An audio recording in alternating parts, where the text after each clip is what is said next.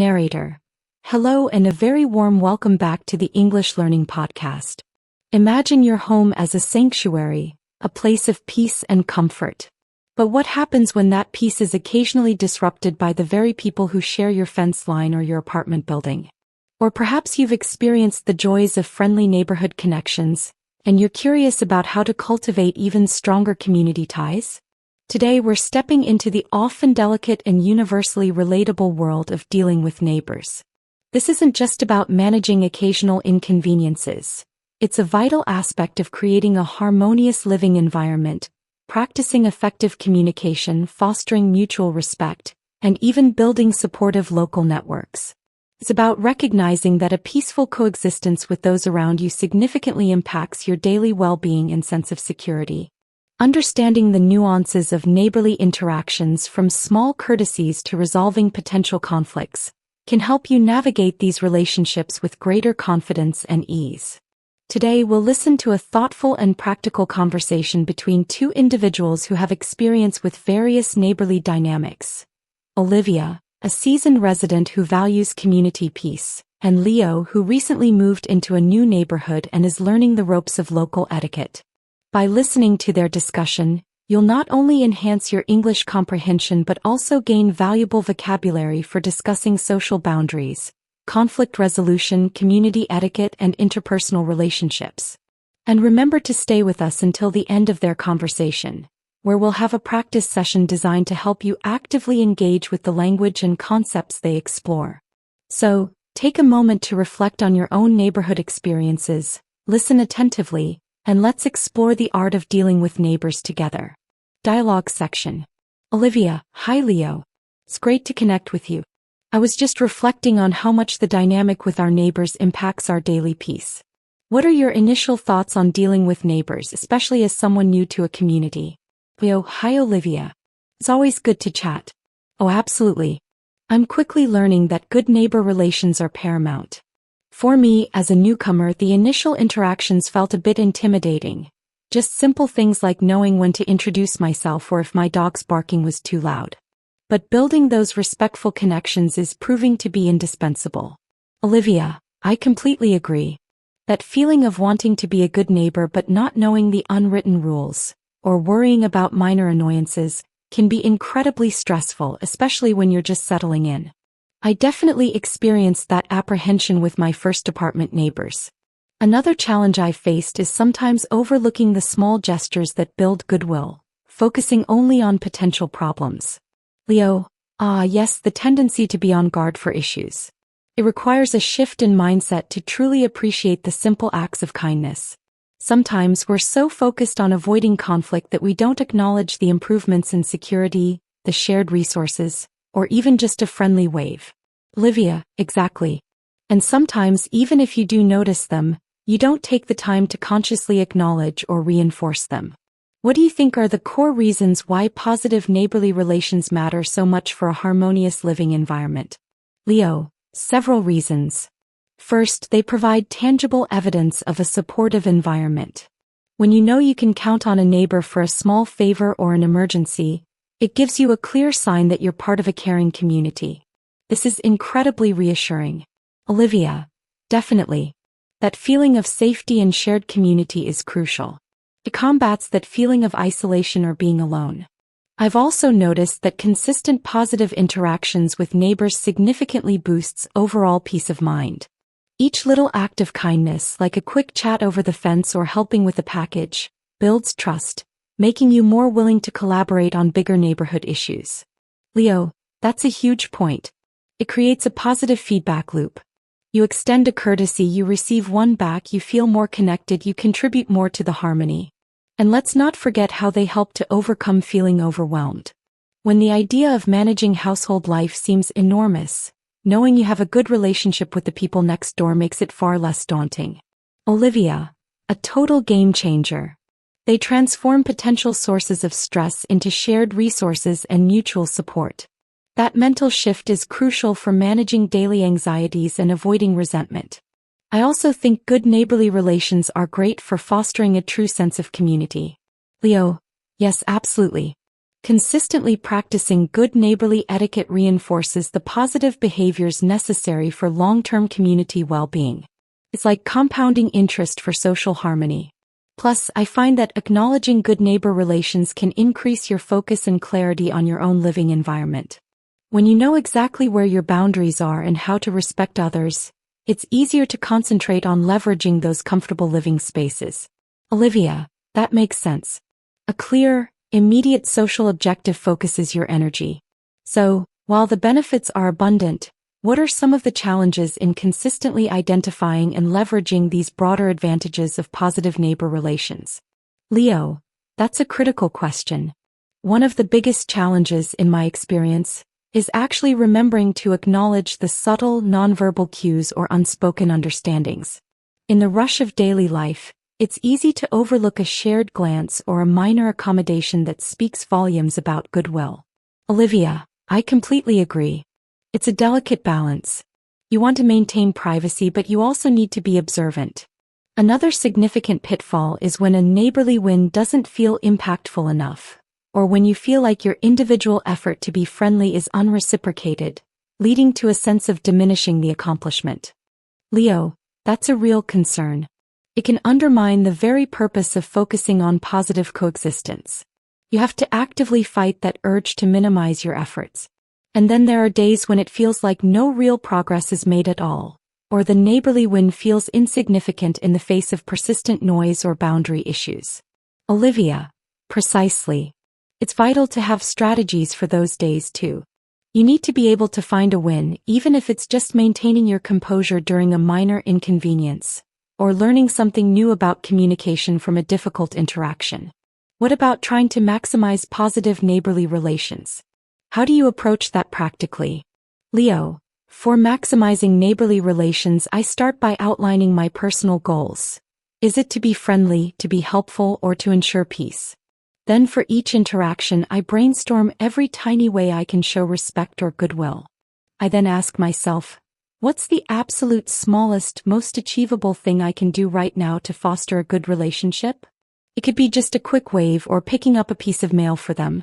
Olivia, that's a thorough approach.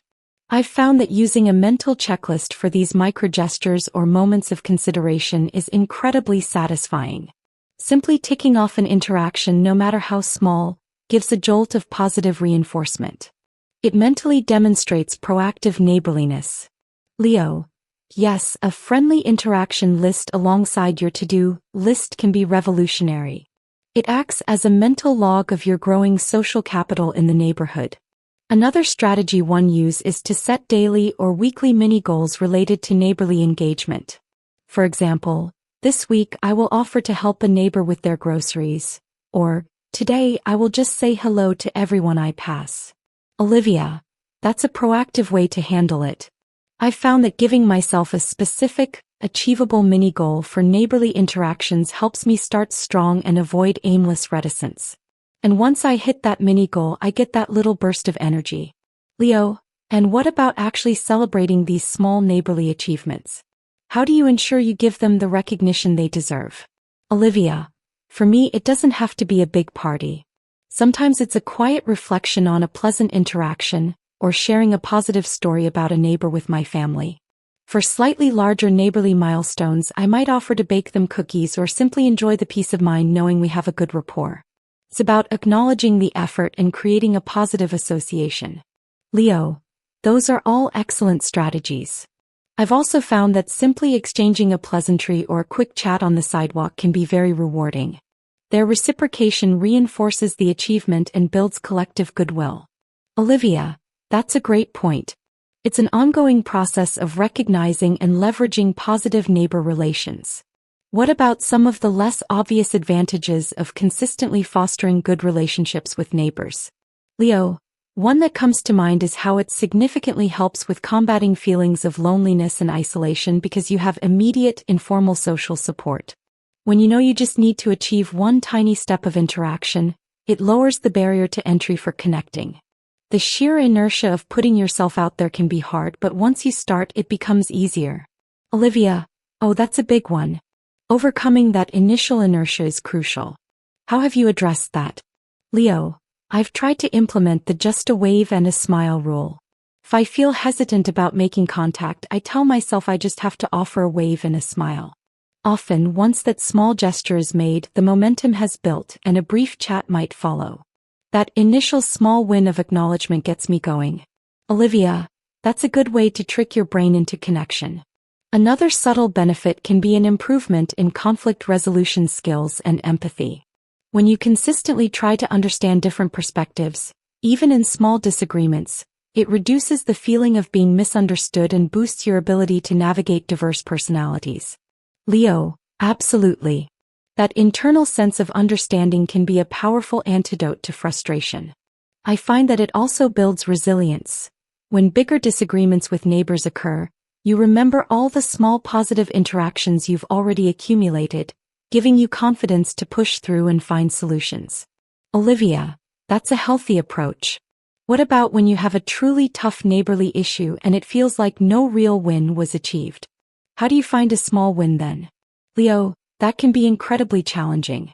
On those days, a win might be simply choosing to communicate calmly, or learning something new about setting healthy boundaries, or maintaining a positive attitude despite difficulties.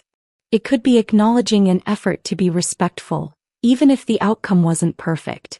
The win becomes about persistence, learning, or self-control. Olivia, that's a tough one but a vital perspective. Having a supportive mindset that recognizes effort, not just immediate outcomes, can make all the difference. What about the long-term impact of consistently fostering good neighborly relations on your overall life trajectory? Leo, it's profound. Consistent positive neighbor relations build a foundation of security, community support, and local knowledge. They lead to consistent good practice, which accumulates into significant progress towards creating a truly peaceful home life and a vibrant local network. It's the compound effect in action. They also make the journey of life more enjoyable and fulfilling. Olivia, absolutely. Making time for self-reflection and acknowledging that progress is crucial for long-term well-being and preventing neighborly friction. It's not always easy, but it's vital. Leo, so it seems like dealing with neighbors is multifaceted and can range from tiny daily gestures to strategic communication shifts and contributes significantly to overall peace and happiness. Olivia, exactly. And the way we leverage these positive interactions can significantly impact our daily comfort, our sense of belonging, and our ability to lead truly harmonious and socially integrated lives. Developing awareness, consistent effort, and self-recognition are key. Leo, I agree. And learning from each experience and adapting your strategies over time is also important. What counts as a neighborly win might evolve as you progress from a new resident to a deeply connected community member. Olivia, that's a great point. It's an ongoing process of learning and refinement. Leo, well, Olivia, this has been a really insightful conversation. It's good to know that many of these aspects are universal and that there are strategies we can use to improve our relations with those around us.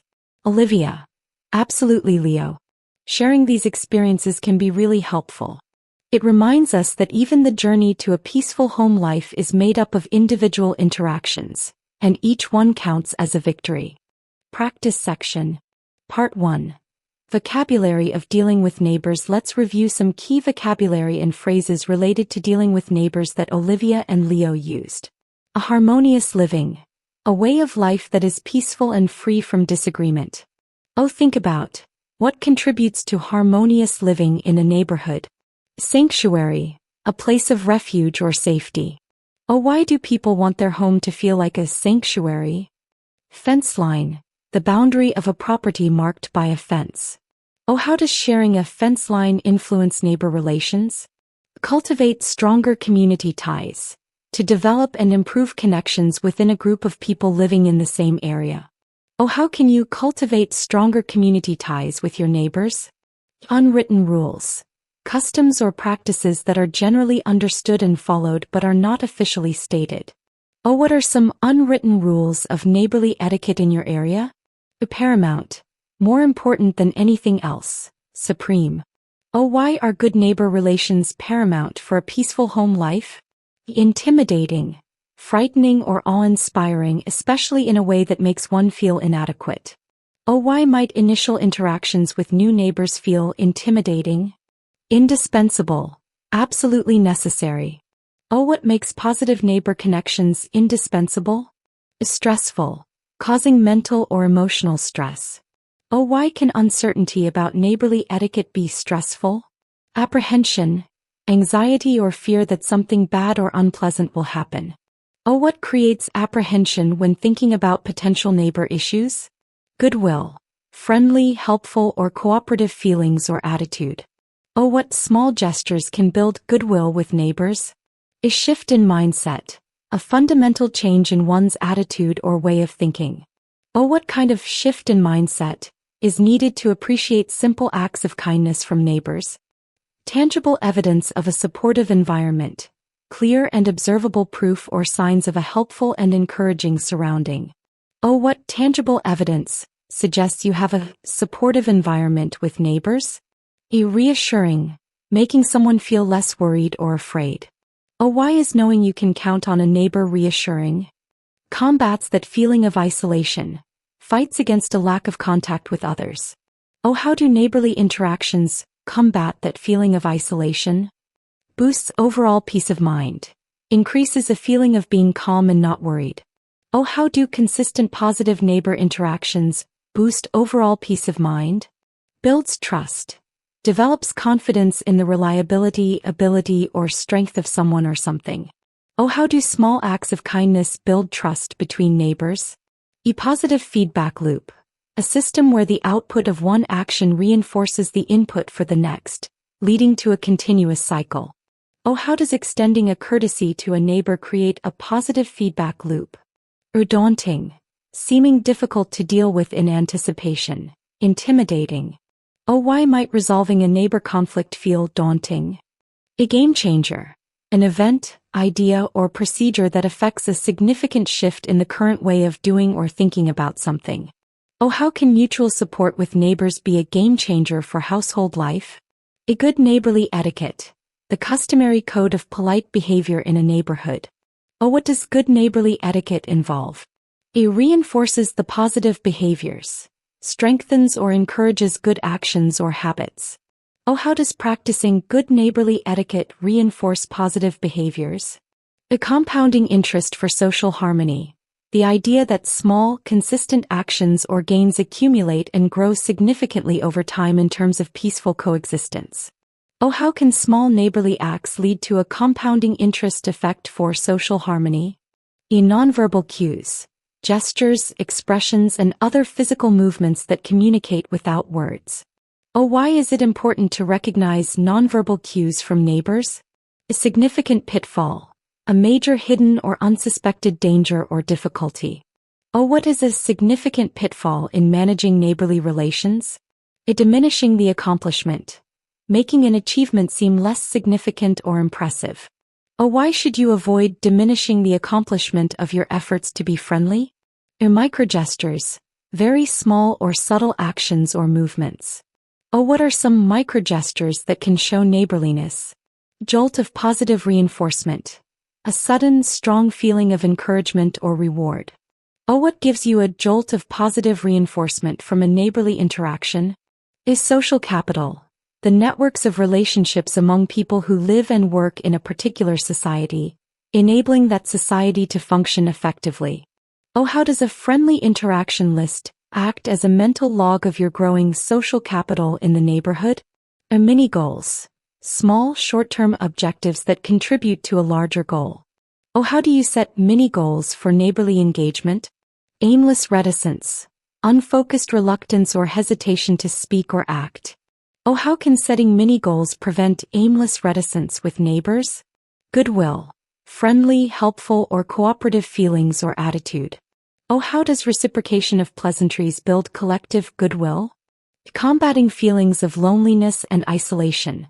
Fighting against emotions of sadness from being alone or separated from others. Oh, how do positive neighbor relations help in combating feelings of loneliness and isolation? A barrier to entry. An obstacle that makes it difficult to start something. Oh, how do small interactions lower the barrier to entry for connecting with neighbors? Inertia. A tendency to do nothing or to remain unchanged. Oh, why is overcoming inertia often the hardest part of initiating neighborly contact? Just a wave and a smile rule. A strategy for combating hesitation by committing to a very small, initial gesture of acknowledgement. Oh, how does the just a wave and a smile rule help overcome inertia for neighborly contact? Your conflict resolution skills. Abilities to resolve disagreements or disputes peacefully. Oh, how do managing neighbor issues help improve conflict resolution skills? Empathy. The ability to understand and share the feelings of another. Oh, how does trying to understand neighbor perspectives build empathy? Internal sense of understanding. A personal feeling of comprehending something clearly. Oh, how can an internal sense of understanding be an antidote to frustration in neighbor relations? Resilience. The ability to recover quickly from difficulties. Oh, how do accumulated small positive interactions build resilience for bigger neighbor disagreements? Life trajectory. The path or course that something takes over time. Oh, how do consistently fostering good neighborly relations impact your overall life trajectory? Socially integrated lives. Lives where individuals are well connected and accepted within their community. Oh, how can good neighbor relations contribute to leading socially integrated lives? Fulfilling. Providing satisfaction and happiness. Oh, how can a harmonious neighborhood make your life more fulfilling? Part 2. Reflecting on your experiences with neighbors. Think about your own experiences with neighbors, past or present. Answer the following questions. Can you recall a recent instance where a small positive interaction with a neighbor significantly improved your day or a situation? Describe it. What is one aspect of neighborly interaction you'd like to improve, e.g., being more friendly, resolving a minor issue? What's the smallest step you could take to address it? Do you typically acknowledge or reinforce positive neighborly interactions, e.g., saying thank you for a small favor, waving hello? So how?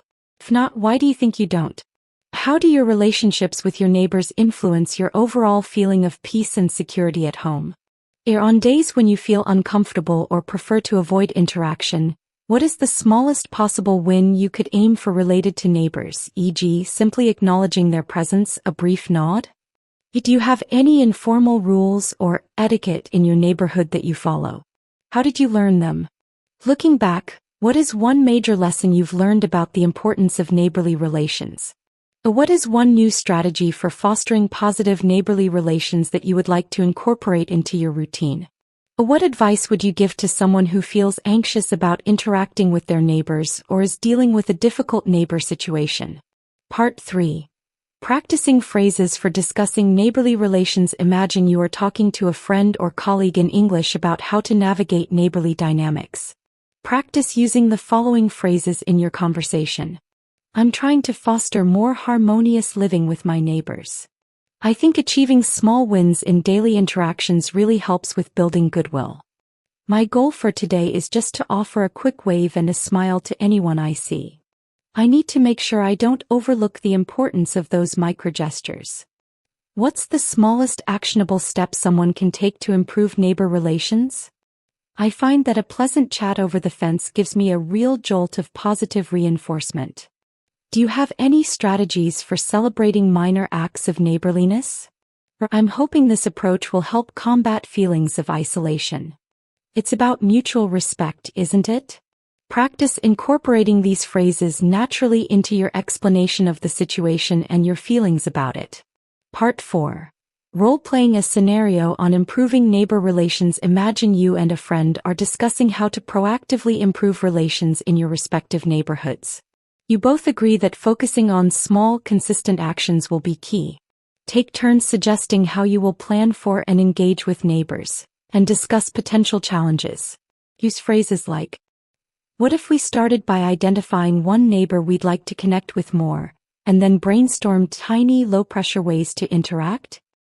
Another option could be to create a shared, neighborly kindness checklist, where we can visually track our progress and encourage each other. I think the benefit of that would be that it provides tangible evidence of proactive effort for both of us. However, a potential drawback might be that it takes extra time to be consistently mindful of these small interactions. Have you considered setting a daily mini-interaction goal, for each of us in our neighborhoods? That's an interesting idea. How would that help us generate momentum for more connection? I'm not sure if we'll always remember to celebrate every tiny win, especially if interactions are brief. Perhaps we could designate a specific time each week to review our neighborly successes and our goodwill wins? What do you think is the first small win we should aim for in fostering a more harmonious neighborhood? Practice this dialogue, focusing on collaborative planning and respectful communication. Narrator. The art of dealing with neighbors is not merely about avoiding conflict, but a profound strategy that can deeply enrich our daily lives and sense of belonging. As Olivia and Leo so thoughtfully illustrated, from consciously extending small courtesies to acknowledging every minor interaction, every moment of proactive neighborliness contributes to a continuous cycle of peace, security, and sustained harmony. By embracing the power of these seemingly minor commitments, we can weave ourselves into the fabric of our local communities with greater comfort, less stress, and a deeper sense of fulfillment. Thank you for joining the English Learning Podcast today. We hope this episode has provided you with valuable language and practical insights for mastering the art of dealing with neighbors and cultivating a more peaceful home environment. We'll be back soon with more engaging conversations to support your English.